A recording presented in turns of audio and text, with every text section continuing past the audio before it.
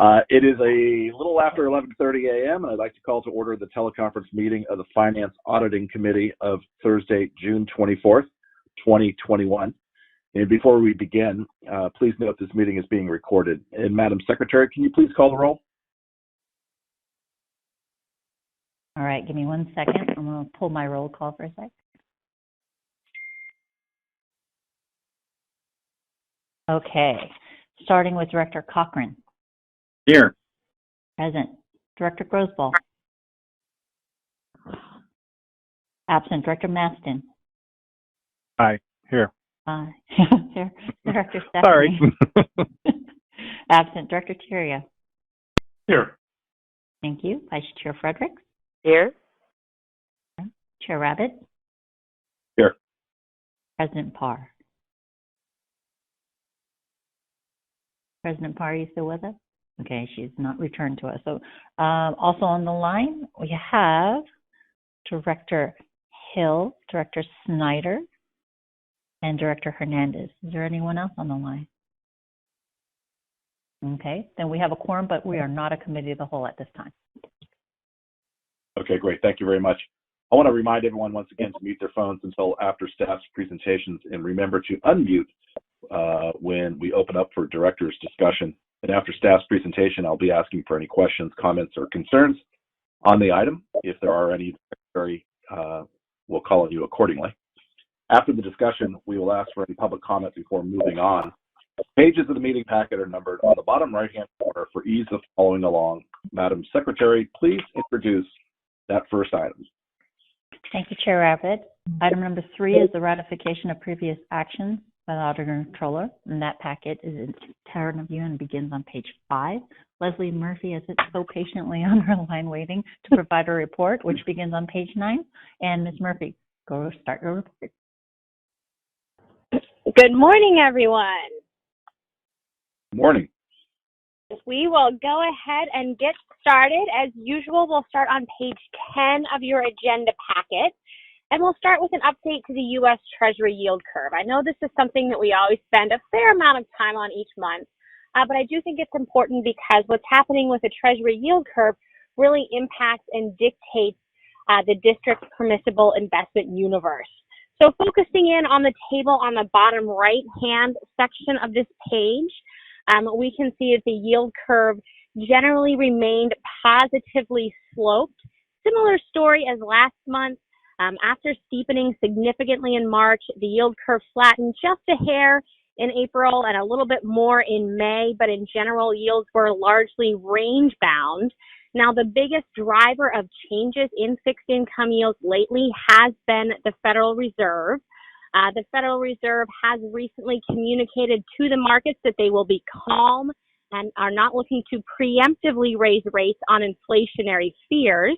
We also got the most recent dot plot from the Federal Reserve just a few weeks ago, and that shows that the consensus expectations for the initial rate hike off of its current overnight level of 0 to 0.25%, that could happen as early as 2023.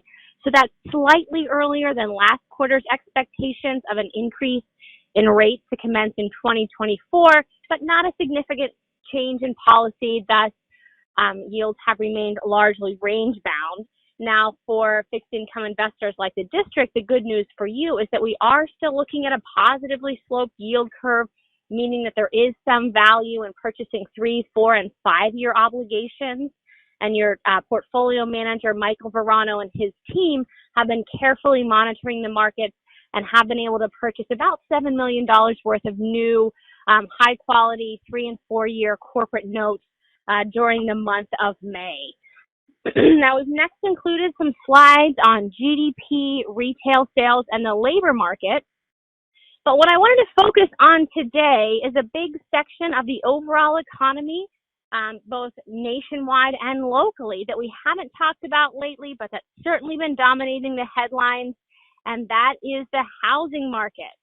So let's go ahead and skip back to page 14 of your agenda packet. So the headline takeaway here is that home prices increase as new building activity fails to keep pace with demand. So on the top half of this page, we're showing the Case-Shiller U.S. Home Price Index back from January 2000 all the way to the first quarter of 2021. We're showing data for San Francisco in yellow compared to national data in blue, and we can see more volatility in San Francisco specific data. But after kind of bottoming out during the height of the housing crisis of 08 and 09, we can see home prices have really significantly increased in San Francisco, in particular over the past year or so, as work from home has become the new norm, and many individuals are finding that they're cramped. Perhaps apartment-style living spaces are not conducive to long-term work from home or homeschooling. Because of that, there's been a significant demand for housing. Also, interestingly, wages and income have increased in the Bay Area at a faster pace than the national rate, and it's been argued that that is also helping to prop up home prices in San Francisco and the Bay Area. Another potential factor is the lack of new private housing units available. That's what the chart on the bottom half of this page shows. So we can see, comparing California in general in blue versus San Francisco, Oakland, and Berkeley in gray, we just don't have the space to expand. We just don't have the ability to add new housing units to the market, thus putting further upward pressure on prices. Moving on to page 15, kind of the impact of all these confluence of factors is, of course, a substantial drop in housing affordability. So the top chart here is based on data provided by the California Association of Realtors, and this charts California housing affordability. So the percentage of households that can afford to purchase a median price single-family home here in California. So after peaking recently in early 2012 at 56%, housing affordability statewide has dropped as prices trended up. Housing affordability statewide is currently at just 27%. For the Bay Area specifically, that number is 23%, both of which are less than half of the 54% national rate. So that's telling us that both statewide and in the Bay Area, less than a third of households can afford to buy a medium-priced home. Of course, if we look at the actual housing sales prices, that will clue us in as to why housing has become so unaffordable, especially in the Bay Area and California in general. What we're showing here are median housing sales prices for the first quarter of 2021, $319,000 for the U.S. in general, compared to various Bay Area counties. Solano is looking like the most affordable option at $525,000, compared to San Mateo at $1.85 million. So this, depending on where you're sitting on the side of the transaction, if you're looking to sell your existing property, this might look like a good thing. If you're looking to buy a new property, this might not be looking in your favor. But looking ahead, the California Association of Realtors forecast that home prices for the state overall are expected to increase by just 1.3% in 2021. That's a much slower pace than 2020's estimated 8.1% increase, as ongoing pandemic uncertainty and supply issues are expected to hamper sales growth in the future. So kind of bottom line, we did see a sharp run-up in prices in 2020, but most economists are expecting more muted price increases in 2021 and beyond. Switching gears again to kind of refocus our attention back on the district's portfolio in particular, let's go ahead and flip back to page 18 of your agenda packet. As always, your portfolio remains in compliance with both California government code and your investment policy. Your portfolio remains very well diversified by both sector and issuer. In particular, under that corporate note section of your aggregate portfolio, we can see a lot of different names. That's telling us your portfolio is very well diversified. And again, during the month of May, we saw the most value in those 3- and 4-year corporate note obligations because of the steepness of the yield curve. So looking ahead, we'll continue to carefully monitor the markets for those relative value opportunities, but as always, our number 1 and number 2 priorities will be to maintain the safety and the liquidity of your holdings with us. And that brings me to the end of my prepared comments for this morning. Happy to entertain any questions. Ms. Murphy, thank you for that presentation. Appreciate that. Appreciate the focus on the housing. We all know that housing has a ripple effect on the quality of life and the pressures that it puts on everyone, especially in the Bay Area, moving around and trying to find that affordable place to live. Are there any questions, comments, or concerns on this item for Mrs. Murphy? Ms. Murphy, sorry. Yes, Director Rabbit, Director Cherry over.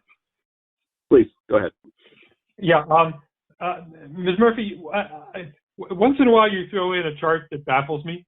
And in this case, it's the one on page 11, overall of the report, where there are sets of columns, in the first set 5 and then the others of 6, that are identified at the top as belonging to January, February, March, April, May, June. That makes sense for quarter 1, when you would reasonably expect there to be predictions for those months.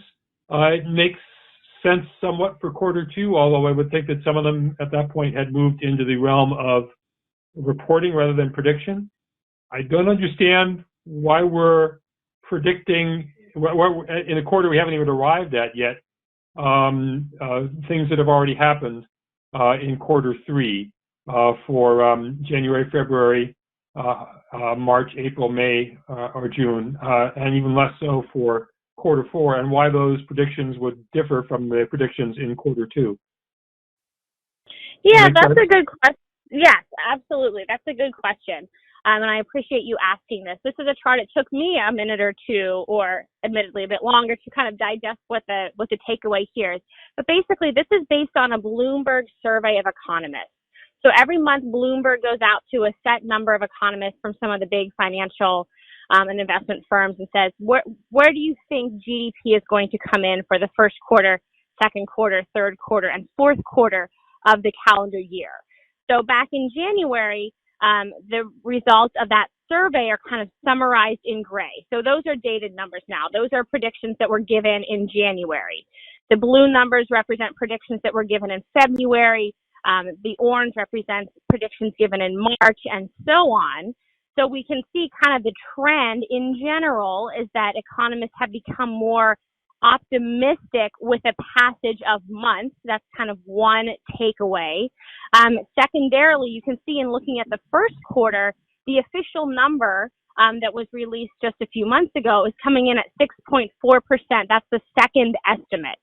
So that's now telling us that all of these economists, when they were surveyed, undershot the mark. They were all, none of them, the median expectation was less than what the actual number came out to be. So these are kind of looking at point in time, what did economists think, versus in the first quarter, what did the number actually come in at? Does that make sense? Yeah, with the explanation that the months on the top refer not to a prediction for a month, but the month in which the economists made the prediction. It makes perfect sense. Thank you. Excellent. Thank you for that. Anyone else have any questions for Director Murphy? Rabbit, I've got a question. This is Bert. Go ahead, Bert. Leslie, I just wanted to do a checkup. I do this periodically with you, as you know. Are we working away from investing in bonds, et cetera, investments that include a set of fossil stocks, especially Alaska, and et cetera? Bert, that's like, this is Joe. I appreciate you keeping Joe. us. I was going to punt it off to Joe. Thanks, Joe. Yeah, thanks a lot. This is Joe to Director Hill. So, I mean, it's a policy question for the board. So, in order for the board's investment advisor to take up the issue and to then bring back to you, which I think Leslie has mentioned several times that she would be, and we have worked on, be willing to do, the board would need to take some action and give us that direction to do that. And I am completely aware that you've brought this up issue several times, and I think it would be worthwhile at some point to talk to the chair of this committee and potentially then the president of the board to give us that direction. We could take it from the chair of the committee at some point if you folks would like to discuss the issue, and then we could bring back information to this committee to consider what kind of direction it would like to take on limiting its investments.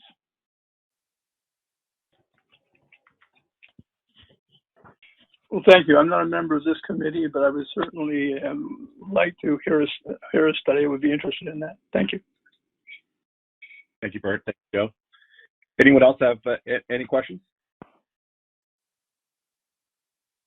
Not hearing any. That concludes the discussion on this item. And before we take our vote, is there anyone from the public wishing to speak on this item, Madam Secretary? We have no speakers on this particular item. Great. Thank you very much. May I have a motion on the item, please? I'll move item number 3. And a second?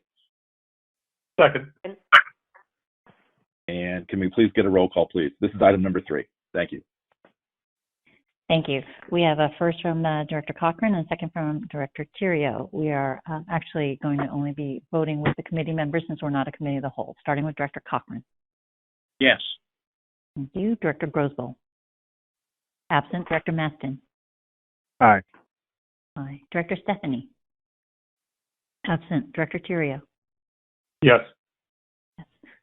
Vice Chair Fredericks. Yes. Yes. Chair Rabbit. Aye. Aye. And President Parr. Aye. Aye. Thank you. That motion passes unanimously. Great. Thank you very much. Next item on our agenda is number 4A, to authorize budget transfers and adjustments to the fiscal year 2021 operating budget. The staff report begins on page 25, and Joe Wire will present this report. Joe, please begin your report. Thank you very much to the chair and the board members. This is a board item authorizing the budget transfers that are larger than $50,000, which is in your board policy. And we have a few of those this year, a very small amount. That was primarily due to the fact that spending in general had been reduced, as I think we've covered each month in our status report. So the transfers this time represent about 0.2% of the total budget. Of course, being transfers, they do not increase at all the overall spending of the budget, but just align it with align the budget authority with where the funds were spent. In this particular case, we had to move some funds within the bridge division into its benefit expenditure accounts to cover some closing of workers' compensation cases, which I think you folks have seen from the activity that's gone through this year. And also we had to put some funds into leases and depreciation in the bus division, and that was due to expected expenditures, but that were expected to be a little bit lower than they came out being by the end of the year. If I have any questions on this report, I'm happy to answer them. Anyone have any questions for Joe? Just a small one. This is Director Theriault again. Please go ahead. Yeah, Joe, you seem to be saying that the volume of transfers is smaller than it generally is. I just wanted to confirm that that's the case. Yes, that's exactly the case. Thank you. Great, thank you for that. Anyone else? Joe, thank you for that presentation. That concludes the discussion. Before we take our vote, is there anyone from the public wishing to speak on this item? We have no speakers on this item. Great. Can we have a motion to approve? I would So move moved. to authorize the transfers and adjustments requested.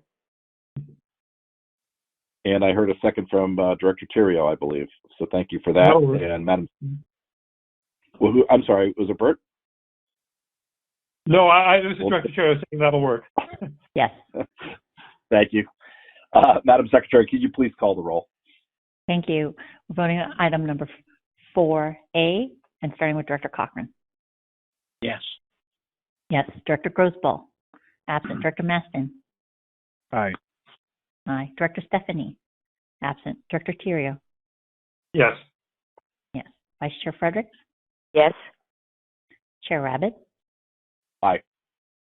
And President Parr. Aye. Aye. Thank you. That motion passes unanimously. Great. Thank you, everyone. And we're on to item number 4B. 4B is to authorize a budget increase in the fiscal year 2021 Bridge Division capital budget for the Golden Gate Bridge Physical Suicide Deterrent System Project, project number 1526. The staff report begins on page 29, and Ava Bauer-Furbish will present this report. Ava, go ahead, please. Thank you. Thank you, Mr. Chair. So as I mentioned during the Building and Operating Committee meeting at its April 2021 meeting, MTC approved $7,910,000 of the STP funds for the Golden Gate Bridge Physical Suicide Deterrent Project. So, so now staff recommends that the Finance-Auditing Committee recommends that the Board of Directors authorize an increase in that amount in the Golden Gate Bridge Physical Suicide Deterrent System Project budget to be financed, of course, with the Surface Transportation Program funds programmed by the MTC. For additional, these funds will be used for additional administration and construction engineering costs relative to the construction of the project. And with this, I'm available to answer any questions the committee may have. Thank you so much for that. Are there any questions? Not hearing any. Oh, President Parr, go ahead. I just wanted to thank MTC for the allocation. They've been generous in helping support our suicide deterrent. Appreciate that very much. Anyone else? Not hearing any. That concludes our discussion on this item. And before we take our vote, is there anyone from the public wishing to speak on this item? We have no speakers on this particular item. Great. Can I have a motion to approve? This is item 4B. Mr. Chair, I'll move item 4B. I have a motion by Director Cochran and a second by Director Terrio. Director Terrio. Thank you very much. And Madam Secretary, can you please call the roll? Thank you. Item 4B we're voting on, starting with Director Cochran. Yes. Yes. Director Grosball. Absent. Director Maston. Aye. Aye. Director Stephanie. Absent. Director Terrio. Yes. Vice Chair Fredericks. Yes. Chair Rabbit. Aye. Aye. And President Parr. Aye. Aye. Thank you. That motion passes unanimously. Great. Thank you very much. On to item number 4C. It's a matter presented by the Building and Operating Committee for approval to the budget for a budget transfer in the Ferry Division capital budget from the fiscal year 21 ferry vessel rehab project, or project number 2140, to the capital improvements for the ferry fleet project, or project number 2040. Relative to repairs for the MV Mendocino, the staff report begins on page 33, and Jim Swindler will present this report. Mr. Swindler, please begin. Good morning, Mr. Chairman. Thank you very much. Staff is asking the Finance and Auditing Committee recommend, in concurrence with the B&O Committee, that the Board of Directors authorize a budget transfer in the amount of $1,250,000 in the Ferry Division capital budget fiscal year 2021 ferry vessel rehab project, project number 2142, capital improvements for ferry fleet project 2040. And as I mentioned at the B&O Committee, I'll go over the report briefly. This is primarily necessary for the additional work identified on the MV Mendocino project number 2040. It was basically after the vessel was dry docked, the superstructure was separated from the catamaran hulls. We did an inspection, found a lot of deteriorated structure and plating. We asked the shipyard to give us an estimate, and they presented us with change order number 1030, which is a significant change order, just a bit above $500,000. And as a result of that, we're asking for the transfer that was previously mentioned. So with that, I'd be available to answer any questions the committee may have. Great, thank you, Jim. Any questions, comments, or concerns on this particular item? Not hearing any. I know that we just had the discussion previously, so I'll ask if that concludes the discussion on the item. And before we take our vote, is there anyone from the public wishing to speak? We have no speakers on this item. Great. So can I have a motion to approve item number 4C? So moved. Sorry. Madam Secretary, you have a motion in there and a second, I believe. I do. So can we please call the roll? Okay, thank you. We're voting on item 4C, starting with Director Cochran. Yes. Yes. Director Grosboll. Absent. Director Mastin. Aye. Aye. Director Stephanie. Absent. Director Theriault. Yes. Yes. Vice Chair Fredericks. Yes. Chair Rabbit. Aye. Aye. And President Barr. Aye. Thank you. That motion also passes unanimously. Great. Thank you all very much. Next, we move on to item number 5A, to approve actions relative to the State of Good Repair program. The staff report begins on page 37, and Joe Wire will present this report. Joe, please begin. Thank you. Again, for the Chair and the board members, this is to authorize the board to submit the proper documents and assurances for the district to receive State of Good Repair funding. We are requesting approximately $1.4 million, and that will be set aside to support the eventual purchase of a new ferry vessel. And if there's any questions, I'm happy to answer those. Thanks, Joe. Any questions for Joe on this one?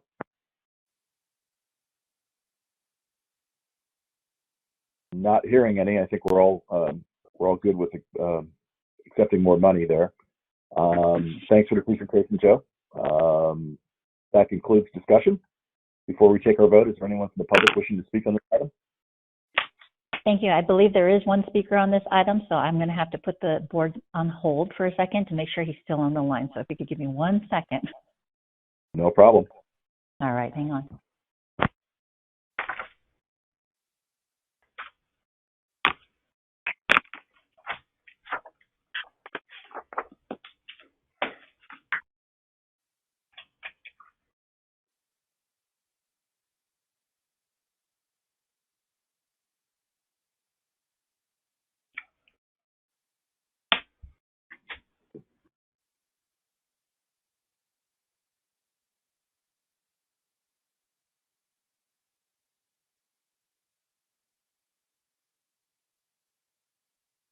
All right, we do have David Pilpel to speak on this item, so I am going to join the call. Okay, you can hear me all right? We can hear you okay, go ahead.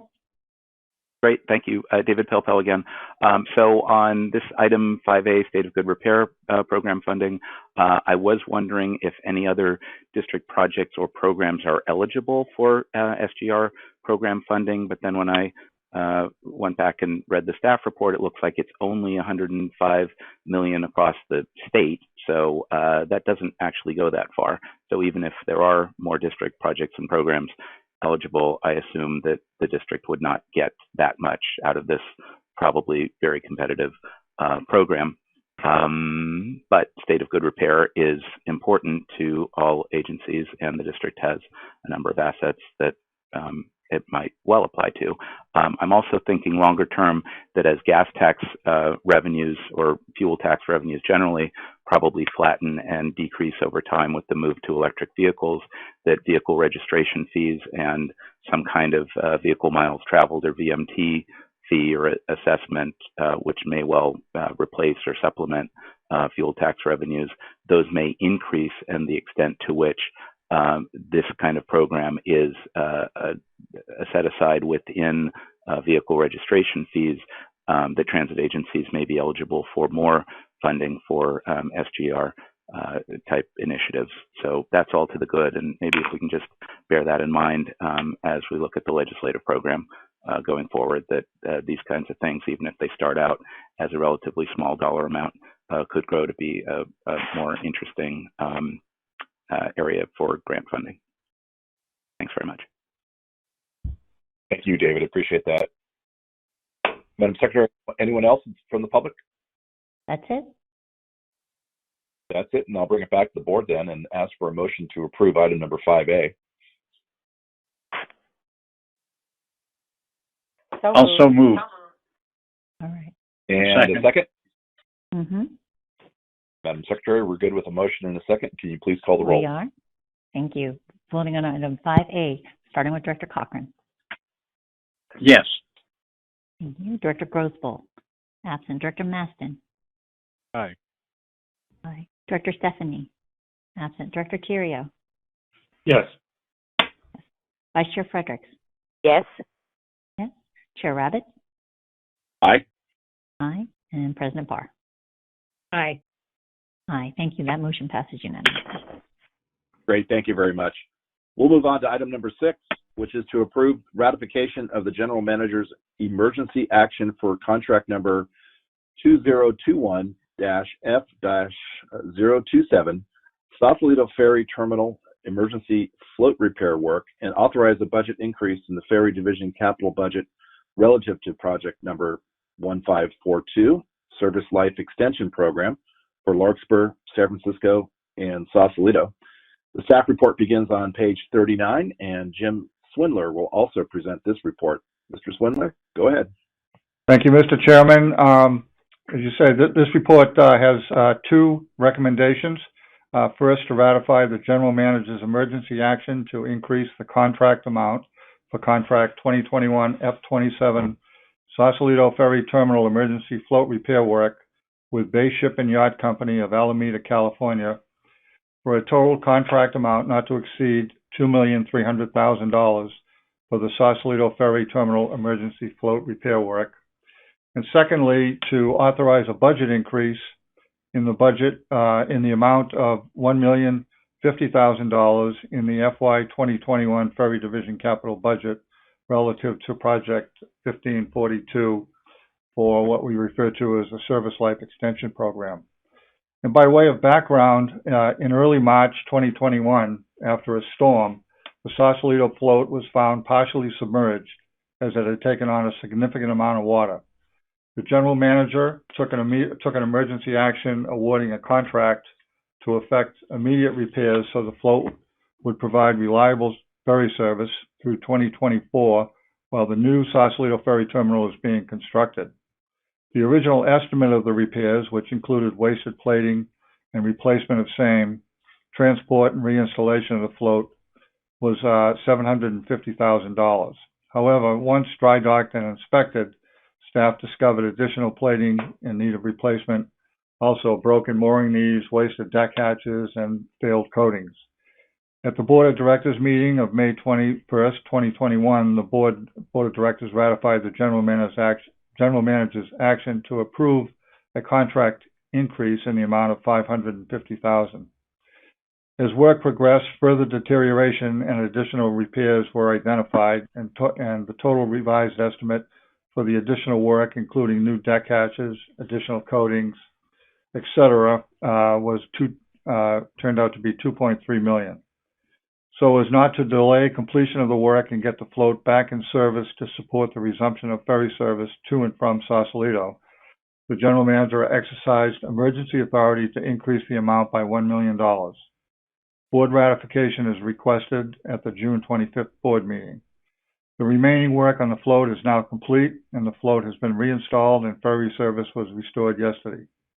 This concludes my report on this matter, and I'm available for any questions you might have. Great. Thank you very much, Jim. Are there any questions for Jim on this one? Not hearing any. That concludes our discussion on this item. And before we take our vote, is there anyone from the public wishing to speak on item number 6? I have no speakers for this item. Great. Then can I have a motion to approve item number 6? I will move to approve the ratification of the General Manager's emergency action for the float. Thank you. And I heard a second in there as well, correct, Madam Secretary? I did hear a second. Was that Director Tirio? Yes, it was. That's what I thought. Thank you. Great. Can we have a roll call vote on this one, please? Thank you. Voting on item number 6, Director Cochran. Yes. Director Grosboll. Absent. Director Maston. Aye. Aye. Director Stephanie. Absent. Director Tirio. Yes. Vice Chair Fredericks, Yes. Chair Rabbit, Aye. and President Barr. Aye. Aye. Thank you. That motion passes unanimously. Great. Thank you very much. Next up is item number 7, and it's to approve the renewal of the liability and property insurance programs.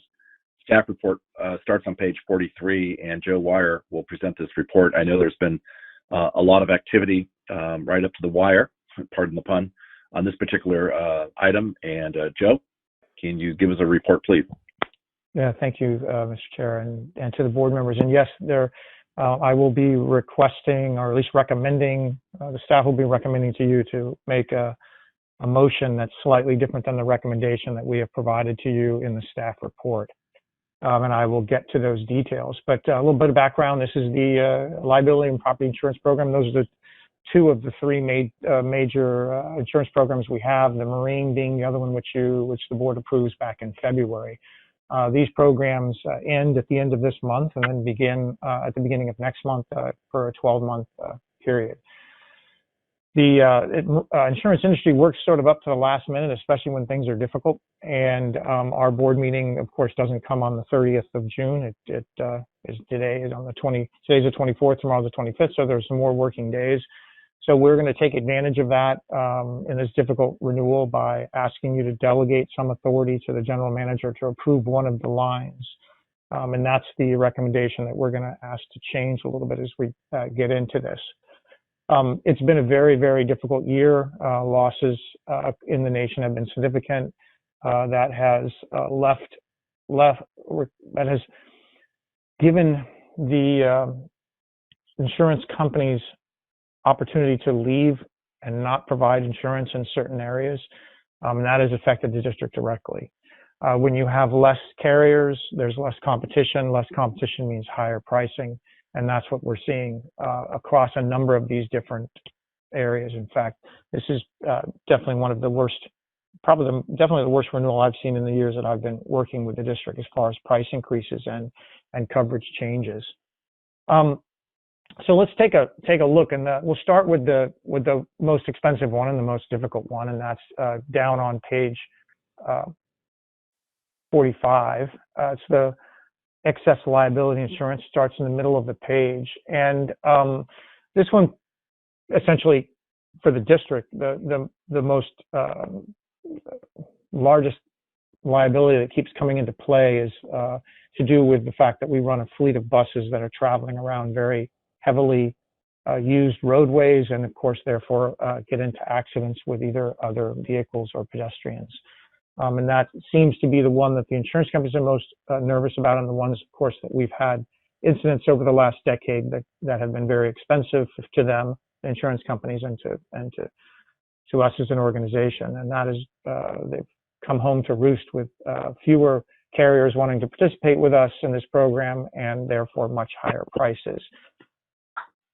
This particular year, we have lost the business of several of the carriers that were what we call lower in the tier. In other words, the ones that would first pay for the district. And they have, the ones that remained have significantly, very significantly, 3, 4, 5 times tried to increase the pricing on us beyond what it was in the past. And we've gone to our brokers, USI, have gone to over 50 different carriers looking for a solution here. And what we've come up with is sort of the best we can do at this point. What it would do is it would increase the self-insured retention. That's the money that the district would pay first when there's an incident. In the past, we got that down as low as, say, $2 million, and then it went up to $3 million. We pay the first $3 million, in other words, and then the insurance would kick in. Now it's going to be $5 million. The other caveat that was put into play is that we would pay the first $5 million, and the district, the coverage would kick in after that, but it would kick in with a capped amount. In this case, it would be $5 million more for the year instead of $5 million. The first layer is a $5 million layer. It would be $5 million for the year instead of $5 million for each occurrence that could have happened in the year. In other words, if there were a number of occurrences, the insurance company could have put on risk for paying $5 million more for each one of those occurrences. The district's history, we've only, in recent history, but let's say the last decade, we've only had the insurers pay at all in this particular type of insurance in 2 different cases over the last decade. So the idea of having more than one in a given year is a risk, but not a tremendous risk based on past experience. Of course, past experience doesn't necessarily dictate what will happen in the future, but it is at least it gives us an idea. But in order to keep the pricing within some framework, the district is recommending that we agree to that caveat. Then the other situation that we have run into is that it's been so, as I said, difficult to find insurers that the USI has not completed the tower. And what I mean by that is we have anywhere from sometimes just 6, sometimes 10 or less different carriers that provide us the insurance to get from, if we pay the first $5 million, but we want to be covered all the way up to 75 or 100 million, each, say 5 or 10 million will be taken in by a different company. So they spread the risk amongst themselves, and therefore each provide a certain amount of the coverage if we were to need it. This particular insurance year is being so expensive, the district is also recommending that we have a not to exceed delegation given to the general manager. The board item requests $3.5 million for this liability insurance. That is more than twice what we paid this last year. The expectation is that would be able to purchase approximately $75 million in limits. We had $100 million last year.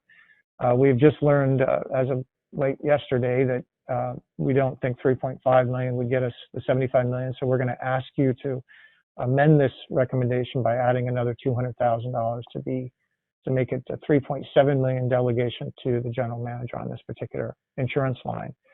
Although that is a very, very significant increase, as I said, more than double of where we were last year.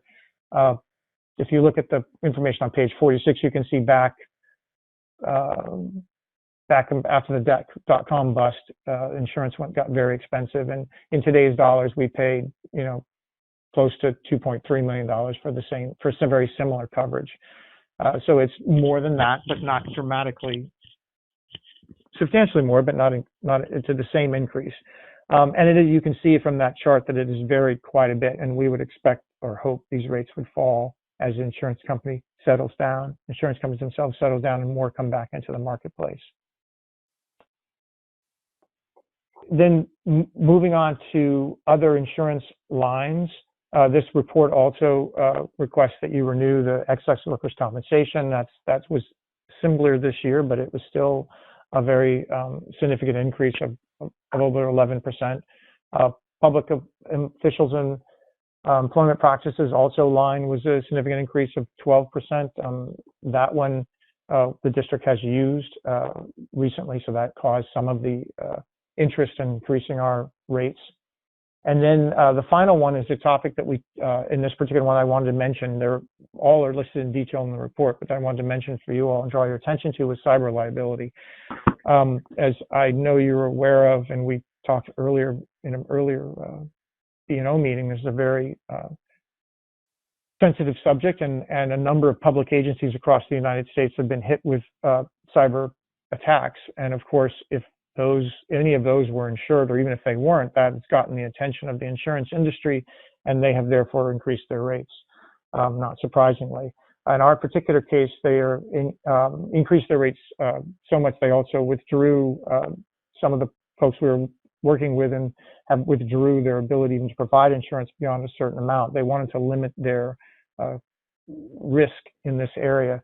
So the coverage we're able to get will drop from 5 to 3 million.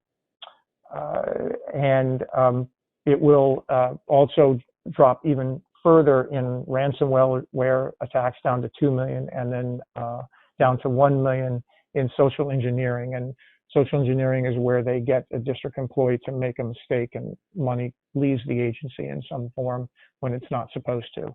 Of course, all these areas that, as you heard from Kelly earlier, the district is working with its IT staff and its own staff to limit those its ability to be attacked from the outside, and that's, as Dennis mentioned, something that we're working very seriously to do. So this coverage the coverage we're able to buy has been reduced. The price is approximately the same because of that reduction in coverage. And then I'll obviously open to questions, but I'll just cover the property insurance next. It's page 50, a little more straightforward. Unfortunately, the cost increases were also very significant. This has been that the market has been hit across the nation with fires, floods recently that have significantly damaged areas, and these therefore the companies are looking to increase our rates and across the board. And so in our particular case, that's gone up by about 23%, which is a very, very significant increase. An area we usually would see something in the 3 to 5% at the most to do that. The district's main issues are flood, fire, and earthquake. We do have some earthquake coverage with a very large self-insurance retention, but it is there in the case, probably when we use it at some point. And lastly, the bridge is continuing to run its self-insurance funds to fund its self-insurance reserve for the Golden Gate Bridge itself. This was originally good time to talk about it because this fund was originally started back in after the 2003, 4, 5 rapid increase in pricing, which forced the district to sort of abandon any sort of coverage for the Golden Gate Bridge because it was unavailable and unaffordable. We started creating our own fund, and we're continuing to do that each year with this particular thing. So if there are any questions, that's the overview of the report. I'm happy to answer them. And it's just a reminder that when the motion is made, the staff is recommending that a motion be amended. That's a motion or recommendation 1 on your report be amended to be 3.7 million instead of 3.5 million in order to see if we can locate coverage up to 75 million for liability insurance for the next year. All right, thanks, Joe. I appreciate that very much. Does anyone have any questions, comments, or concerns on this item? Any questions for Joe? This is Par. Please go ahead, Barbara. This is Barb. So, Joe, I don't need an answer to this right now, but I was on the board when we decided to do the self-insurance fund.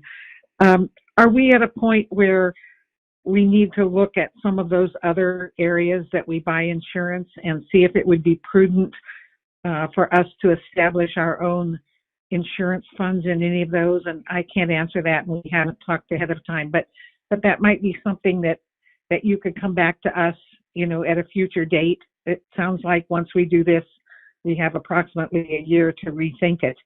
But that might be a question we ask. Thank you. Yes, sure. We will definitely look. We are definitely looking into that. The marketplace is in a way telling us to do that by raising our self-insured amounts. That's essentially saying you need to think about creating a sinking fund yourself to cover the first costs. And if this market continues to stay where it is today, there's a very good chance that next year that they would be looking at us to say, really, you should move your self-insured retention up to 10 million. Then something that large, the district would want to start setting aside its own reserve. So we are thinking about that, and we will get back to you. Thank you, Joe. Anyone else have any questions for Joe?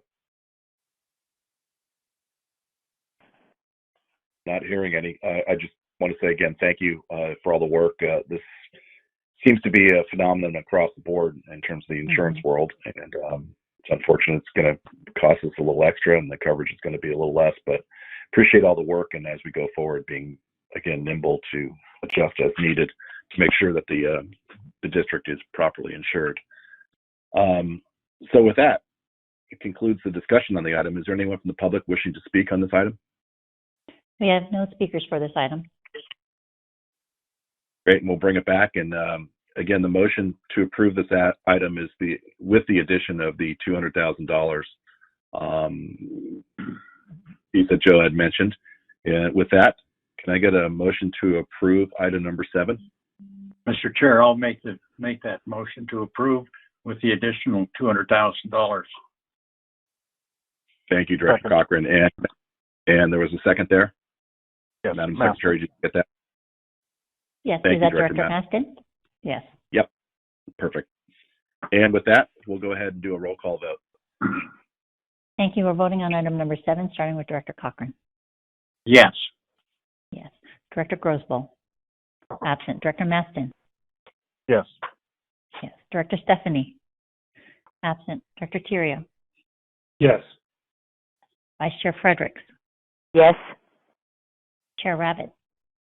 Aye. And President Parr. Aye. Aye. Thank you. That motion passes unanimously. Thank you all.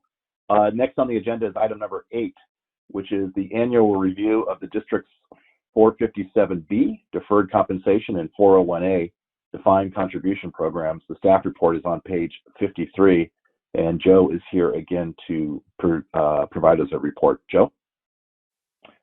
Thank you very much, the chair and the board members. I'll make this very quick. The report is pretty self-explanatory. Just to say that, of course, the district sponsors and administers the 457 and 401 plans. The funds in these plans are contributed and owned by the district employees, either active employees or retirees. Plan assets in the charts that are on the second page have shown that the assets have grown. Obviously, the market has been very good this last year.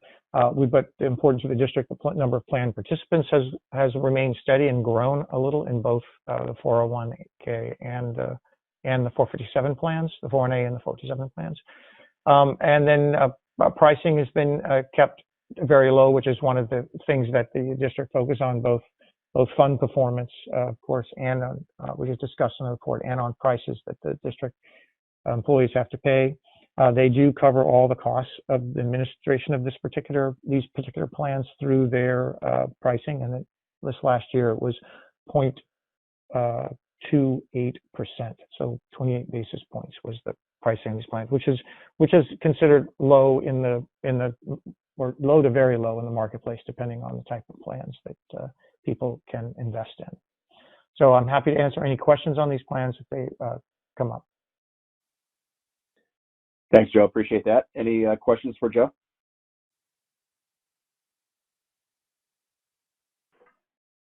Not hearing any. That will conclude our discussion on that item. Is there anyone from the public wishing to speak on this? We have no speakers on this item. Okay.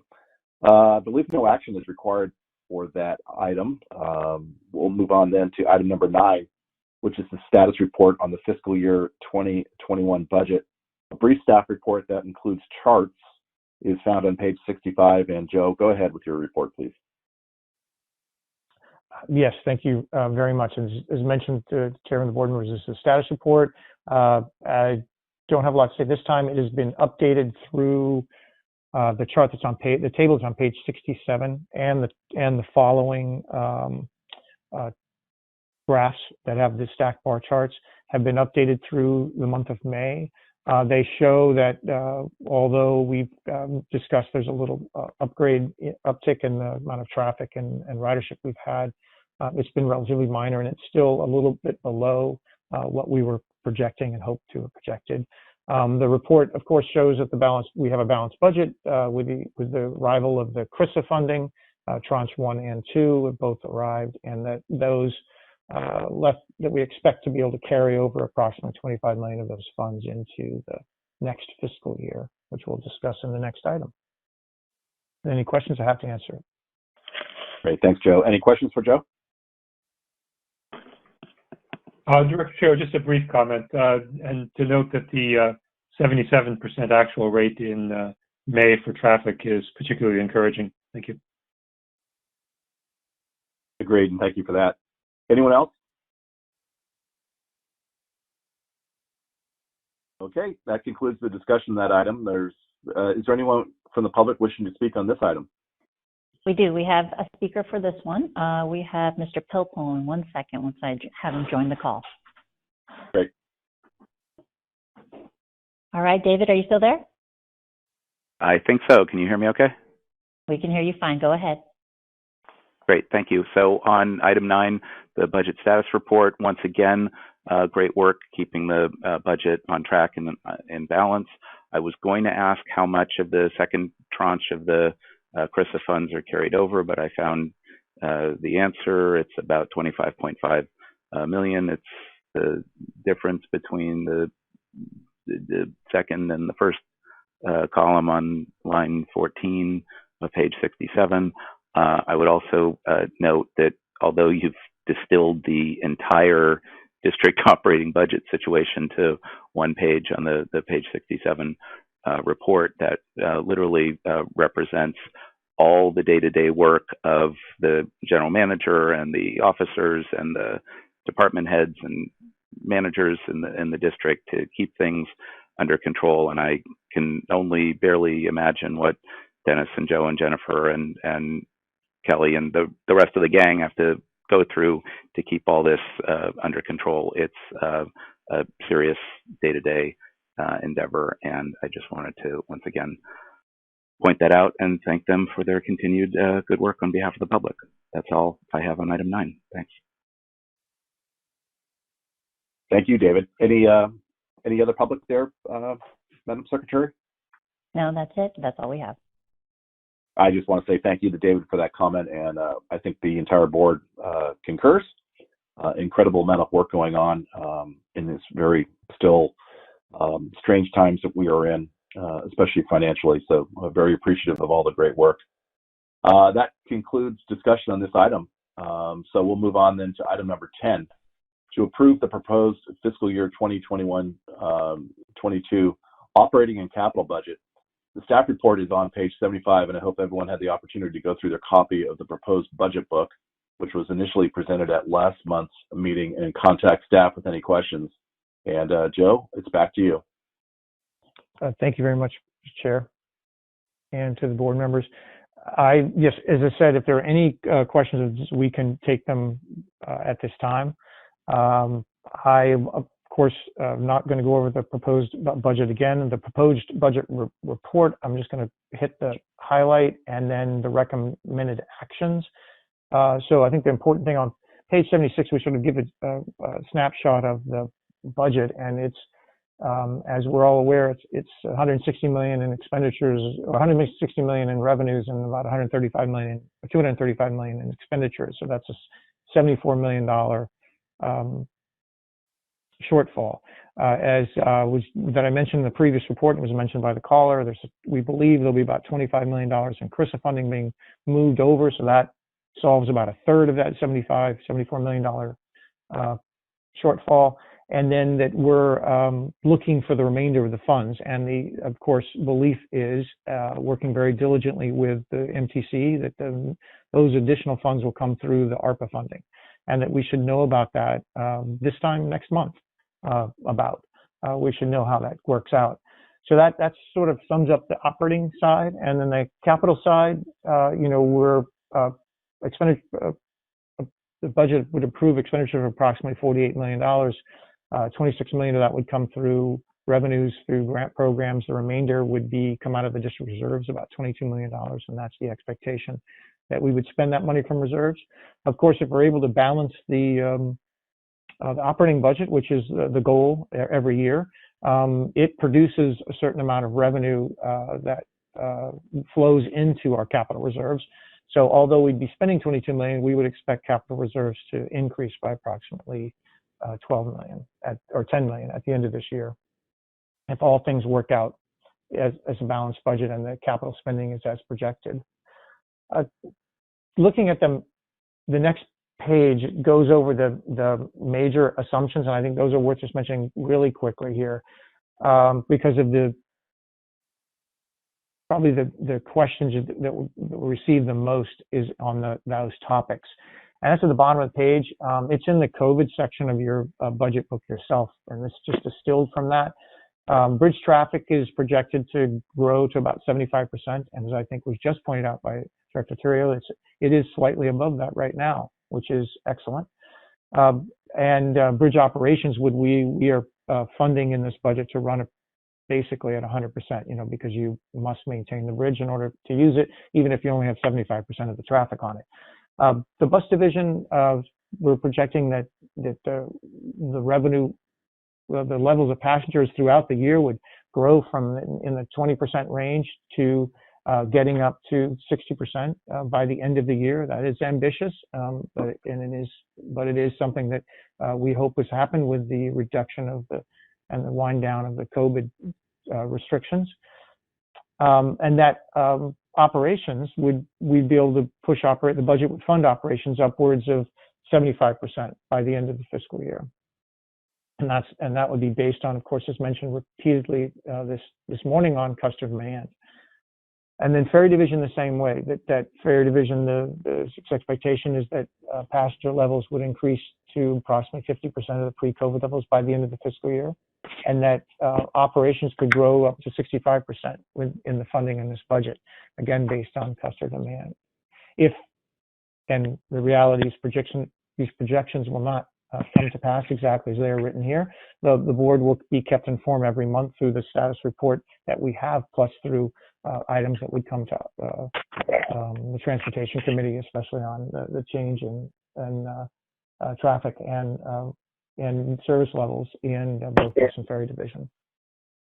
Returning to page 75, which is the beginning of the report, it has the actions that you're being asked to do, authorize the goals and accomplishments in the reserve table and the table of organization, to authorize there are no employee salary increases in this budget because they are under negotiation at this time.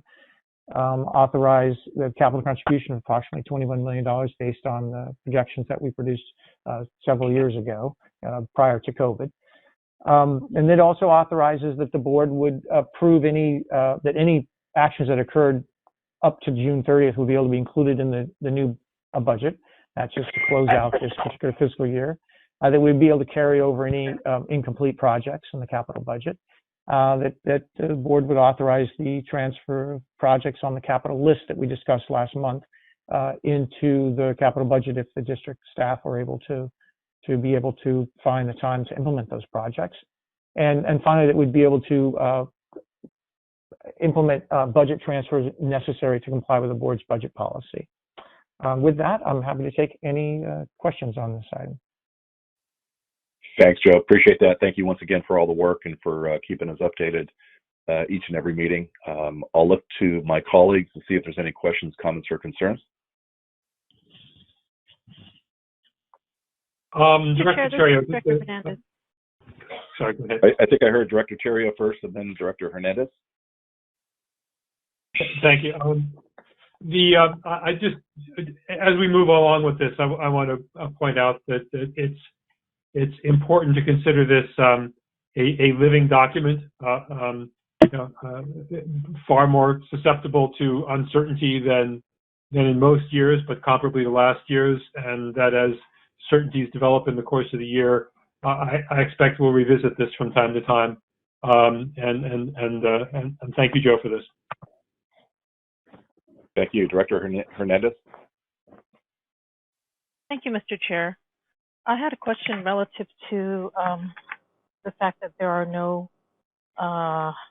there's no budget item relative to any increases. I know we are in negotiations with our various groups, and there's I imagine a pretty healthy opportunity or a healthy chance that we're going to have some increases in some wages. And so can someone please explain to me how those will be accounted for, given the fact that they are not included in the budget? Thank you. Sure, if you want, I could jump in, Joe, or you can. Okay, no, feel free, Dennis. Yeah, so we historically have never budgeted any things that are pending decisions in our budget, whether it's wages, toll, or fare increases. We wait until there's a formal board item on it, and then it's incorporated. So the fact that we don't budget for something doesn't mean it won't happen, but the budget reflects all the decisions made by the board to date, and it does not include any possible or contemplated actions. Otherwise, the budget loses its discipline and it becomes a less useful document. So it reflects all the actions the board has taken, and that does not preclude the board from taking future actions, such as contemplating and improving wage increases. And so what's before you today follows the same methodology that we've always used and is used commonly by all public agencies that do budgets. And that is, budgets reflect decisions that have been made and don't reflect hypotheticals. until such time as those hypotheticals become real.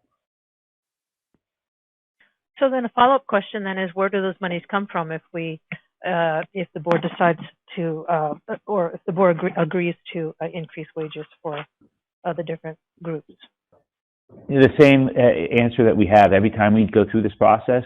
This year's a little different. When we negotiate wage increases, we either, typically what we do is we don't amend the budget for the extra money. We find the money within the budget through savings other areas. And then in future years, it's baked into the future proposed and adopted budgets.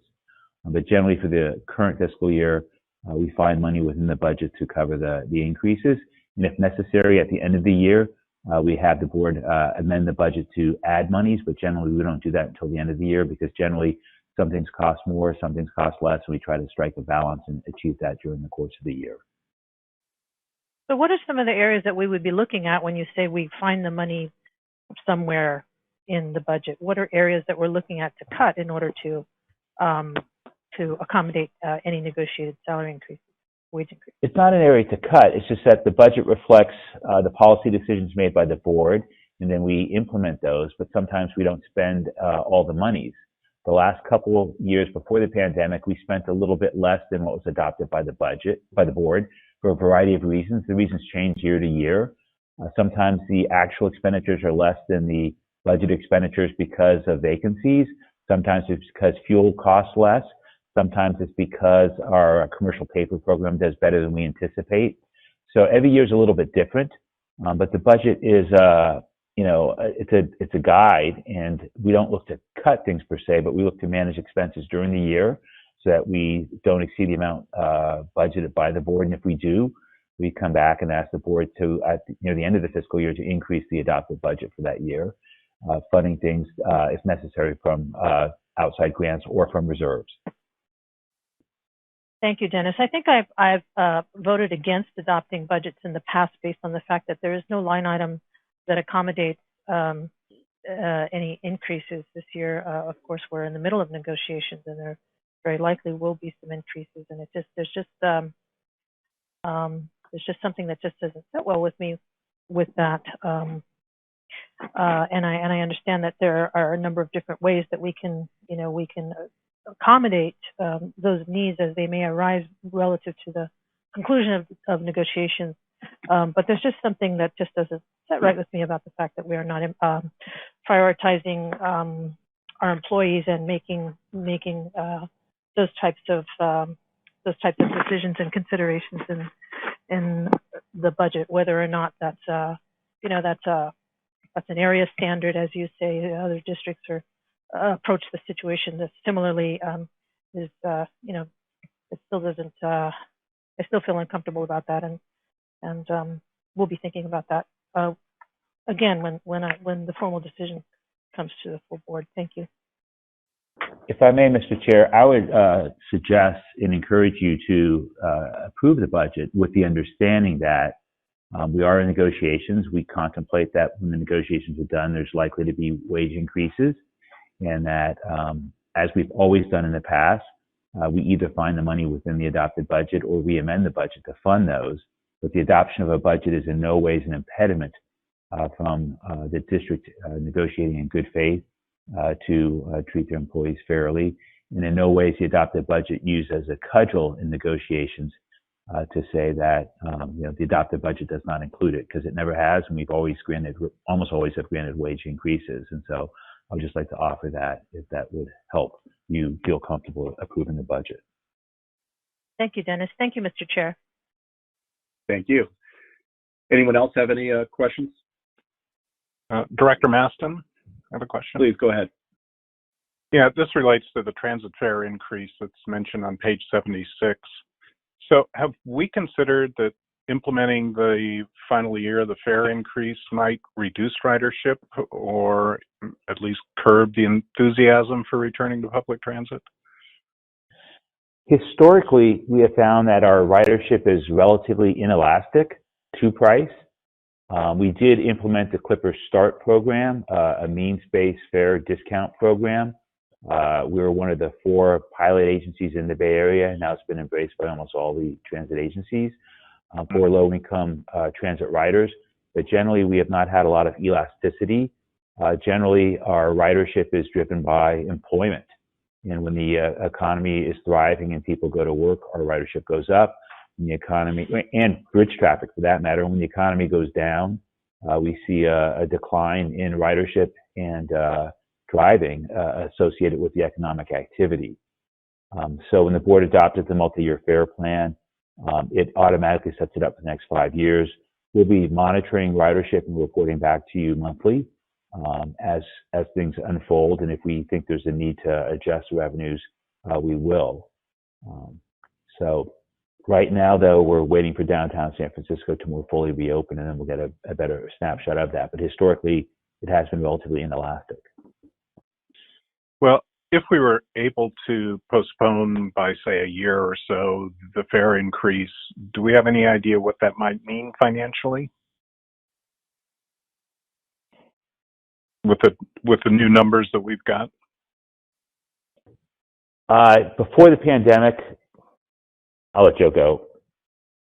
No, I mean, yeah, but it is. I think your caveat there, Director Matson, at the end is the key phrase. We're just really struggling with data because of the small size and the unknown change of what's going to happen to the ridership. Of course, if ridership stayed like it was now, the change, not implementing a fare increase would have a very, very minor effect on the organization.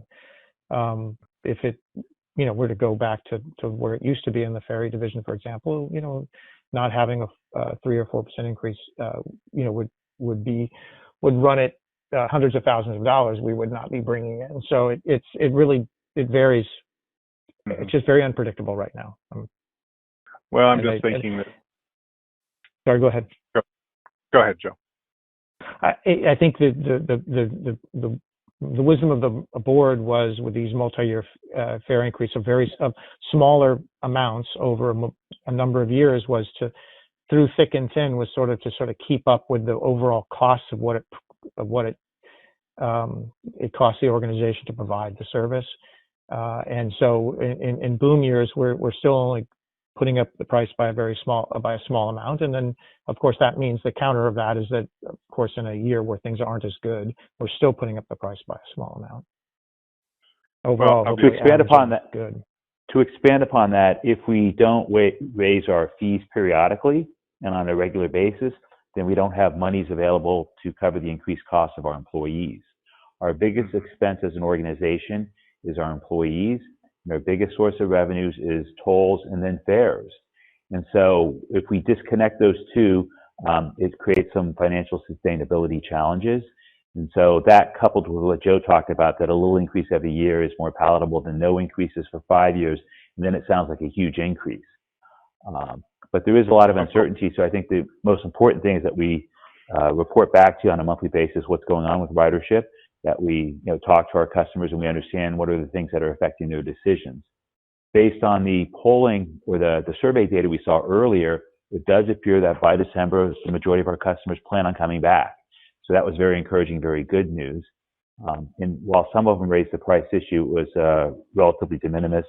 And clearly, the region is very intent on doing additional marketing of the Clipper Start program. MTC just took an action to extend it by another 18 months. And so that's an opportunity for low-wage Bay Area residents to have a Clipper Start card that works on any system and gives them a discounted fare. Well, I agree that it was good news, although I do go back to my comments relative to the demographics in the survey, where it was, predominantly high wage earners who responded. But I'm also concerned that,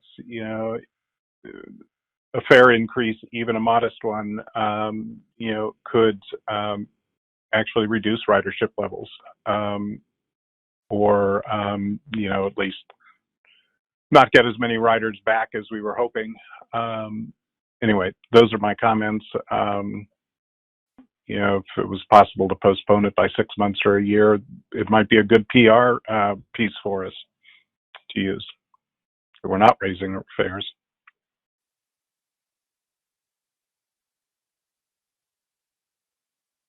Okay, thank you.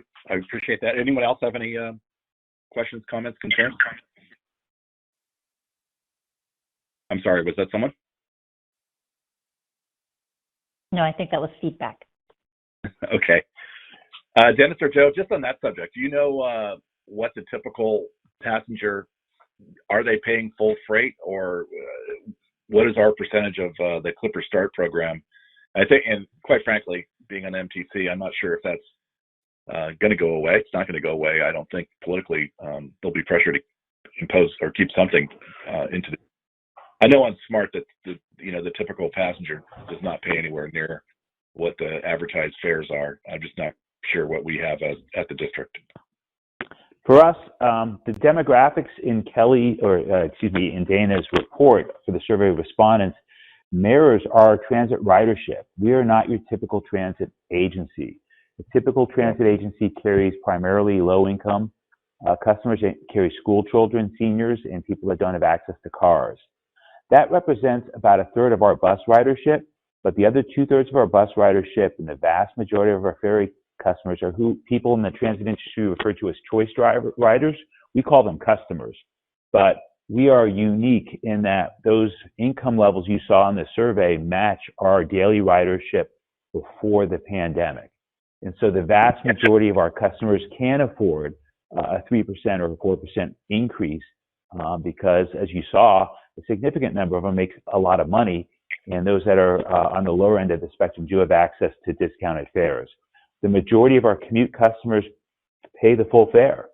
On our regional service, we carry more children and seniors than we do on our commute service, but our commute service and our ferry service primarily pays a full fare, and that's another way that we're also somewhat unique, but that's based on the demographics of our riders. Most of our commute bus riders and ferry customers own many cars, and they live in expensive homes, and many of them, as you saw from the survey, make more than $150,000 a year for their household income. So that is reflective of who we are, and if you're accustomed to going to transit conferences, that sounds unusual because it is. We don't carry primarily school children, or we don't carry primarily or just low income. The good news is we give everyone the same first class ride with a high back upholstered seat. We have Wi-Fi on all of our buses, so customers while they're on our buses have access to the internet. And on local trips in Marin County, we charge the local fare. In Marin County, the average local fare is just over $1 because there's so many discounted folks. And we carry a significant number of local customers in Marin County on our regional buses. We did not include them in the survey because they're not regional customers, but that is another nuance of our customer base. I appreciate that, Dennis. Thank you for that explanation. Just two items I thought I'd make mention of. I know that, Joe, you talked about the ARPA funding, the American Rescue Plan Act, and while there's no specific formula yet put out there through MTC, there's some principles and some values and whatnot that have been agreed upon. But I would be surprised if it wasn't split into at least probably 2 tranches again going forward. I think it totals $1.68 billion. It'll bring the total of the 3 COVID-related acts, CARES, Carissa, and ARPA, to I think $3.9 billion in the Bay Area for transit. So how that works in terms of being applied to the $75 million deficit, I'm not sure, but just thought I would mention that in the 2 tranches. I would be surprised if it wasn't 2 tranches. And then in terms of passing budgets during negotiations, it's not new. It's admittedly easier for all to budget with multi-year contracts where you can build in all your known costs. I think that just even with our toll and fare increases and kind of incrementally just keep marching forward, does keep us up with at least CPI.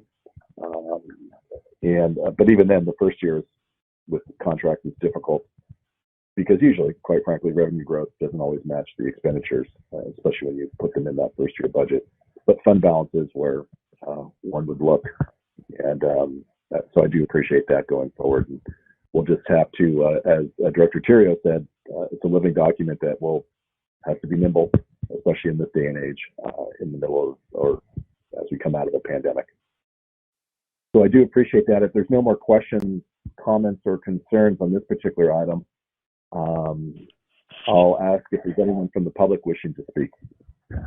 We do have Mr. Pilpel for one last comment on this item, so I'm going to have him patch in 1 second. Hey, David, are you still with us? Hanging in there? I think so. Can you still hear me? We can hear you. Go ahead. Okay, last time for today, I promise. David Pilpel. So on item 10, the operating and capital budget for this coming year. Great discussion. I would say if MTC allocates about the $49.2 million in ARPA funds, whether it's one tranche, two tranches, more than two, whatever, then it seems that the operating budget will be balanced for next year with the known knowns and the known unknowns and the uncertainty and all of that. To Chair Rabbit, I hope that MTC will see fit whether or not the funds are actually distributed in one allocation or simply planned for, so that there's as much certainty as early in the year as possible for all the agencies.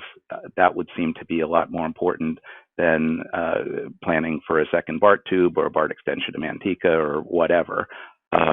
Moving on, hopefully both bridge traffic and transit ridership will rebound, increase, and become stable in the next 12 months, maybe even the next 6 months based on the survey, or not. I mean, that's the great uncertainty here, and staff already addressed that. Regardless, I think the district's strategic financial plan should be updated this year to address what I believe is still a structural deficit, because if we didn't have this federal funding, there would be a more significant imbalance in revenues and expenses on the operating side. I would have a 2-year transit fare proposal developed this year, so that in the future, toll changes and transit fare changes are done at the same time. They've been on different tracks for a number of years. I'm not quite sure why, but I think it would make sense beyond that 2-year period. If they align, then whether it's a 2-year, 3, 4, or 5-year toll and fare package, that it's all considered at once. You go out to the public, you do it every, probably 4 or 5 years, et cetera. Just to conclude, to the director's discussion about fares, I think there are other ways to do fare promotions. The general manager spoke to that earlier today. I would also explore that idea further as part of the transit fare review this year. And finally, given all of that, I appreciate the staff report and the effort that went into this. I support the proposed budget today. And again, great work by the staff. Thank you all very, very much. Thank you, David. Anyone else, Madam Secretary? No, that's it. Thank you. Great. Well, I appreciate that very much. I think MTC's concern is fiscal sustainability and the certainty for all transit agencies for sure going forward. But again, as we've talked about a lot lately, no one seems to have the crystal ball, although very encouraging with the survey results, and hopefully things will open up and traffic will start flowing, and as will our passengers very soon. So with that, can I have a motion on this particular item? I'll move the proposed operating and capital budget. I'll second it. Great. We have a motion and a second, and Madam Secretary, can you please call the roll? Thank you. We're voting on item number 10 now. We're starting with Director Cochran. Yes. Thank you. Director Grosboll. Absent. Director Maston. Aye. Director Stephanie. Absent. Director Chirio. Yes. Vice Chair Fredericks. Yes. Yes. Chair Rabbit. Aye. And President Parr. Aye. Thank you. That motion passes unanimously. Great. Thank you all. Moving on to item number 11. We have the monthly review of the Golden Gate Bridge, traffic tolls and bus ferry transit patronage and fares. The staff report is on page 81, and Mr. Wire will present this item as well as item numbers 12A, which is the monthly statement of revenue and expenses. That's on page 89. and 12B, the monthly statement of capital programs and expenditures, which is on page 99. And Mr. Wire, if there's anything to add, I know it's getting a little late and it's pretty self-explanatory, but if you have a short presentation, please go ahead. I completely understand, Mr. Chairman. Yes, I was going to make it quite brief. We have covered the information in these reports. Essentially, the first one shows in its chart that the ridership and bridge traffic has trended up a little bit, but the key word is little. Still way off from where we were, and that's already been mentioned in these meetings. The next report shows that the CRISA funding, the second tranche of CRISA funding came in, so our revenues do look higher than our expenses right now. But the reality is we will be transferring some of that money, of course, will then slide into next year. We'll be able to use to offset next year. But from an operating perspective, we are still, our operating income is approximately $5 million every month less than our operating expenditures. So we're still running at $5 million below where we will need to be eventually when this federal funding runs out. And lastly, on the last report, the expenditures for the capital plan are approximately 100% of what we budgeted. So as we have been in some of the programs, money that would have been budgeted to be spent in future years is moved forward to fund the work that's going on. And that's all well and good. Lastly, next month, would be July. We can do the recap for the year for these reports. And that's it. If there's any questions, I'm happy to answer them. Thanks, Joe. Appreciate that. Any questions for Joe on any of these items? Not hearing any. Is there anyone from the public wishing to speak on these items, Madam Secretary? We have no speakers on any of these items. And no speakers on item number 13, which is public comment? That's correct. We have no more speakers. Well, then, that concludes our meeting for today. And can I have a motion to adjourn? I'll move we adjourn. Second. And a second. And if there are no objections, this concludes the meeting of the Finance Auditing Committee. And I want to thank everyone for their patience and their participation today. The time is now exactly 1 p.m. Thank you all.